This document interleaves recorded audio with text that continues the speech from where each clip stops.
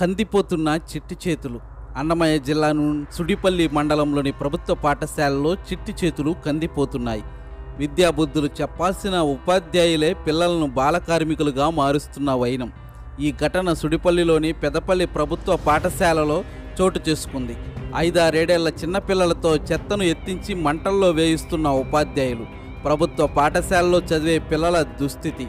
చెత్త ఎత్తే సమయంలో ఏదైనా విషపురుగులు ఉంటే లేదా మంటల్లో చెత్త వేసే సమయంలో ఏదైనా జరగరాని సమస్య ఉత్పన్నమైతే ఏంటి అనే ప్రశ్న భయాందోళన కలిగిస్తుంది. ప్రభుత్వ పాఠశాలలో చదివే పిల్లల పట్ల ఇంత చిన్న చూప చాలా హేయమైన చర్యగా కనిపిస్తుందని పలువురు విమర్శలు గుప్పిస్తున్నారు. చిన్నపిల్లలతో కార్మికుల పనులు చేయించిన సదరు పాఠశాల ఉపాధ్యాయులపై కఠిన చర్యలు తీసుకోవాలని పలువురు విద్యా నాయకులు డిమాండ్ చేస్తున్నారు. సదరు ఘటనపై జిల్లా విద్యాశాఖ అధికారి, జిల్లా సర్వోన్నత అధికారులు ఫిర్యాదు చేయాలని డిమాండ్ చేస్తున్న తల్లిదండ్రులు